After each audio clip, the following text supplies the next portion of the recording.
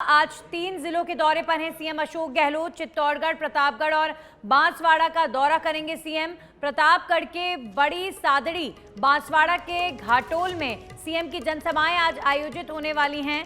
आपको बता दें, सीएम इसके साथ ही महंगाई राहत कैंप का अवलोकन भी करेंगे। आज त्रिपुरा सुंदरी में रात्रि विश्राम का कार्यक्रम मुख्यमंत्री का रहेगा। तो आज त्रिपुरा सुंदरी में मंदिर में पूजा अर्चना का भी कार्यक्रम सीएम अशोक गहलोत का है। बांसवाड़ा, प्रतापगढ़, चित्तौड़गढ़, इन तमाम क्षेत्रों में सीएम आज जनसभा को संबोधित करेंगे। मेवाड़ बागड़ दौरे पर हैं आज मुख्यमंत्री अशोक गहलोत। हमारे सहयोगी सुनील यादव लाइव जुड़ चुके हैं बांसवाड़ा से, सीधा उनका रुख कर लेते हैं। सुनील, राजधानी जयपुर से सबसे पहले सीएम चित्तौड़गढ़ जाएंगे, वहां पर जनसभा को संबोधित करेंगे और उसके बाद सीएम बांसवाड़ा जाएंगे। किस तरह की तैयारियां देखी जा सकती हैं सीएम के इस दौरे को लेकर और क्या कुछ कार्यक्रम सीएम का रहने वाला है?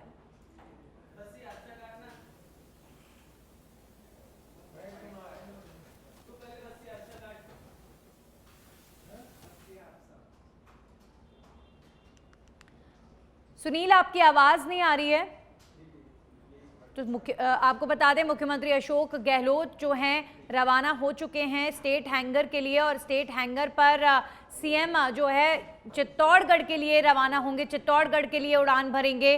प्रतापगढ़ के बड़ी सादड़ी, बांसवाड़ा और उसके बाद सीएम का जो कार्यक्रम है वो वहीं पर ही रात्रि विश्राम का रहेगा त्रिपुरा सुंदरी में। तो आज चित्तौड़गढ़ सबसे पहले जाएंगे, एक के बाद एक जिलों के सीएम दौरे कर रहे हैं। और ये जिस क्षेत्र में आज मुख्यमंत्री अशोक गहलोत जा रहे हैं, इस मेवाड़ बागड़ इलाके के लिए कहा जाता है कि यहाँ पर इन क्षेत्रों की विधानसभा सीटों ने जिस पार्टी ने पकड़ ली, कहीं ना कहीं वो विधानसभा चुनाव में जीत निश्चित तौर पर दर्ज करते हैं। तो आज मुख्यमंत्री अशोक गहलोत सुनील आज चित्तौड़गढ़ और प्रतापगढ़ के दौरे पर रहेंगे। बांसवाड़ा में इस वक्त आप मौजूद हैं। बांसवाड़ा में सीएम के आगमन को लेकर क्या तैयारियां देखी जा सकती हैं?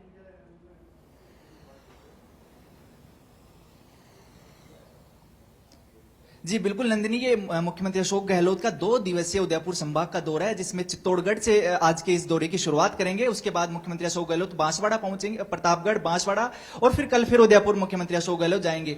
आपको बता दें कि ये जो 2 दिवसीय दौरा है, ये पूरा मेवाड़ बागड़ क्षेत्र का जो मजबूत गढ़ है, इसका दौरा कर रहे हैं। आपको बता दें कि यहाँ पर अभी जो बीजेपी के गुलाब चंद कटारिया नेता प्रतिपक्ष थे, उनको अभी राज्यपाल बना दी गया है। इस क्षेत्र पर उनका गजब पकड़ है। अभी जब उनको राज्यपाल बनाया तो उसके बाद से मुख्यमंत्री अशोक गहलोत पिछले 1 महीने में दूसरी बार मेवाड़ बागड़ का दौरा कर रहे हैं। तो ऐसे में अहम हो जाता है कि जो यहां पर जो जमीन है, कांग्रेस अपने आप को मजबूत करने की कोशिश कर रही है और यहां पर 28 सीटें हैं मेवाड़ बागड़ में। तो इसमें लगभग हर वर्ग का है, चाहे जैन समाज हो, राजपूत समाज हो, इसके अलावा दलित और आदिवासी जो बाहुल्य है उसका काफी ज्यादा वर्चस्व है। ऐसे में मुख्यमंत्री अशोक गहलोत हर वर्ग को साधने की यहां पर कोशिश कर रहे हैं और उसी के तहत आज सबसे पहले चित्तौड़गढ़ जाएंगे और उसके बाद प्रतापगढ़ और प्रतापगढ़ के बाद बांसवाड़ा। और बांसवाड़ा में जो महंगाई राहत कैंप का अवलोकन कर रहे हैं, उसके बाद साथ ही साथ जो धार्मिक और सामाजिक आयोजन है उनमें भी मुख्यमंत्री अशोक गहलोत लगातार हिस्सा ले रहे हैं। आपको बता दें कि जो महंगाई राहत कैंप का अवलोकन करने के बाद शाम को मुख्यमंत्री अशोक गहलोत त्रिपुरा सुंदरी जो मंदिर है उसमें उसके दर्शन करेंगे, वहां पर पूजा अर्चना भी करेंगे। इसके बाद जो स्थानीय कार्यक्रम है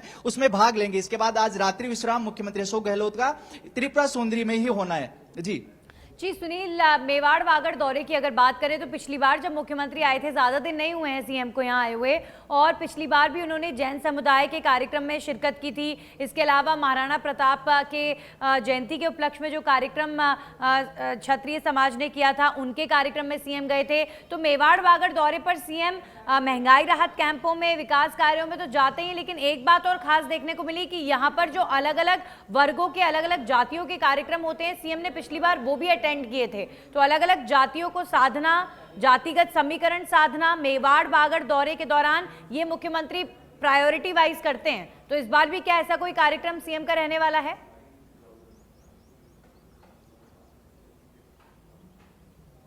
जी बिल्कुल, ये पूरा इसको हम सोशल इंजीनियरिंग कह सकते हैं। जैसे अभी आने वाले कुछ ही महीनों में विधानसभा चुनाव होने, ऐसे में हर वर्ग को साधना बहुत ज्यादा महत्वपूर्ण हो जाता है राजनीतिक पार्टी के लिए। और इसी तर्ज पर मुख्यमंत्री अशोक गहलोत पिछले 1 महीने में दूसरी बार आ रहे हैं, जो उदयपुर संभाग या मेवाड़ बागड़ का दौरा कर रहे हैं। इससे पहले जो जैन समाज के जो कार्यक्रम थे उसमें भी बढ़ चढ़कर मुख्यमंत्री अशोक गहलोत हिस्सा लिए थे। इसके अलावा महाराणा प्रताप जयंती में शामिल होकर वहां पे महाराणा प्रताप बोर्ड का जो एक गठन का ऐलान किया था, उसको लेकर भी राजपूत समाज को एक बड़ी सौगात दिए थे। उसके अलावा जो डूंगरपुर का जो आदिवासी इलाका है उसमें भी मुख्यमंत्री अशोक गहलोत ने महंगाई राहत कैंप का अवलोकन किया था।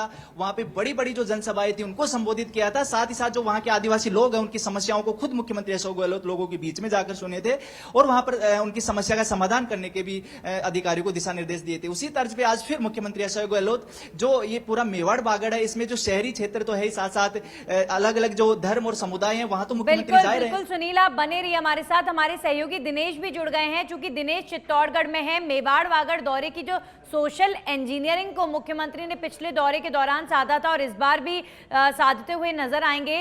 दिनेश, मेवाड़ वागड़ दौरे की वो 28 सीटें जिनके लिए कहा जाता है कि जिसने इन पर पकड़ कर ली उन्होंने निश्चित तौर पर विधानसभा चुनाव जीत लिया, तो इसे लेकर ये जो सोशल इंजीनियरिंग की बात यहाँ सुनील कर रहे थे कि पिछली बार सीएम आए तो जैन समुदाय के कार्यक्रम में गए, क्षत्रिय समुदाय के कार्यक्रम में गए, इसे लेकर आपकी क्या राय और क्या आपकी स्टडी? दिनेश।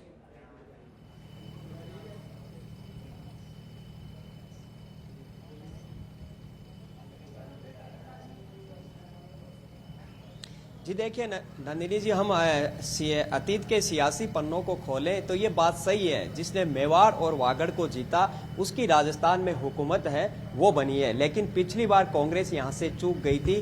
गनीमत रही कि पूरी राजस्थान यानी भरतपुर डिवीजन में कांग्रेस की अच्छी सीटें आ गई, जिसके कारण उनकी 99 सीटें आई और सरकार बन गई।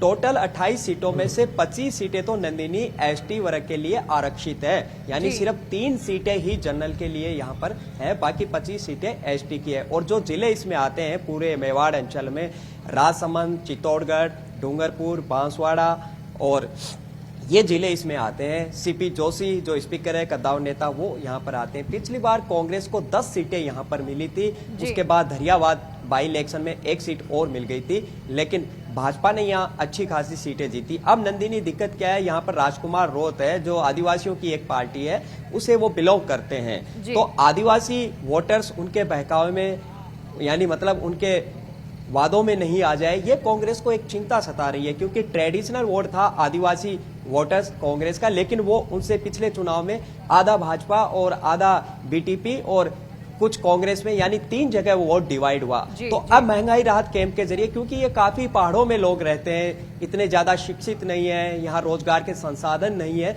तो महंगाई राहत कैंप के जरिए जो 10 राहत दी जा रही है उसके जरिए कांग्रेस अब उनको लुभाने की कवायद में यहाँ पर जुट गई है कि आदिवासी वोट बैंक पूरा थोक के भाव किस तरह कांग्रेस के पाले में लाया जाए।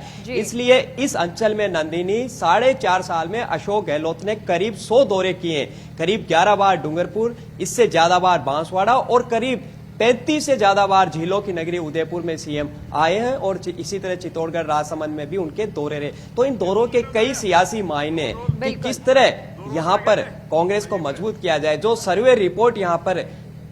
सर्वे रिपोर्ट मुख्यमंत्री अशोक गहलोत को मिली है उसमें कहीं ना कहीं चिंताजनक बात है कि आदिवासी वोट बैंक को कैसा साधे जाए। इसीलिए सीएम अशोक गहलोत 4.5 साल से, ना कि चुनाव में, क्योंकि मई माह के अंदर ही अशोक गहलोत उदयपुर में 4 बार आए और कल 5वीं बार उदयपुर पहुंच रहे हैं और 12वीं बार डूंगरपुर और बांसवाड़ा पहुंच रहे हैं। तो आप इनका मायने निकाल सकते हैं। और ये महंगाई राहत कैंप नो डाउट आदिवासी लोगों को अच्छा लुभा रहे हैं, उसको किस तरह चुनाव तक इस मोमेंटम को बरकरार रखा जाए, इसको वोट बैंक में, इसको ईवीएम तक कैसे पहुंचाया जाए, इसलिए ये मुख्यमंत्री अशोक गहलोत लगातार यहां पर दौरे करें। तो यकीनन मेवाड़ और वागड़ अंचल के सीएम अशोक गहलोत के दौरों के कई मायने और इन्हीं से ये दौरे जोड़।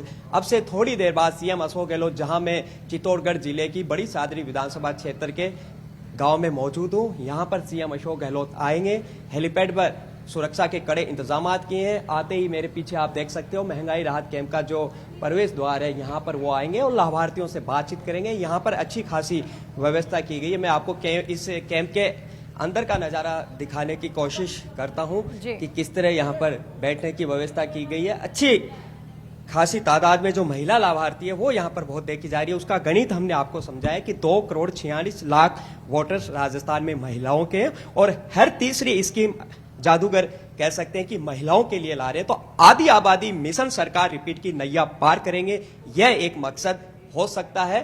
तो महंगाई राहत कैंप के जरिए कह सकते हैं कि अशोक गहलोत ने माहौल राजस्थान में कांग्रेस के पक्ष में बना दिया है, और आगे किस तरह ये मोमेंटम वोटिंग तक, चुनाव तक बरकरार रखता है नंदिनी, ये देखना होगा। लेकिन भीषण गर्मी में महंगाई राहत कैंप को लेकर लोग रुझान दिखा रहे हैं, वहां पर आ रहे हैं, अपना रजिस्ट्रेशन करा रहे हैं और सरकार की योजनाओं की तारीफ हो रही है। बिल्कुल तो दिनेश, ये और इस तरीके का जो रिकॉर्ड तोड़ रिस्पांस प्रदेश में जनता की तरफ से महंगाई राहत कैंपों को मिला है, जाहिर तौर पर मुख्यमंत्री खुद बहुत ज्यादा खुश हैं। इस रिकॉर्ड को कई बार वो खुद जिक्र कर चुके हैं कि करोड़ों की संख्या में लोगों ने अपने आप को रजिस्टर कराया इन महंगाई राहत कैंपों में, और लोग भी जिस तरह का फीडबैक चाहे मीडिया के जरिए या जिस तरह का फीडबैक आप लोग भी जाते हैं इन तमाम क्षेत्रों में मिलता है, तो उससे ये बिल्कुल पता चल रहा है कि कहीं ना कहीं कांग्रेस का जो एक तरीके का बेस तैयार हुआ है आने वाले विधानसभा चुनाव के लिए।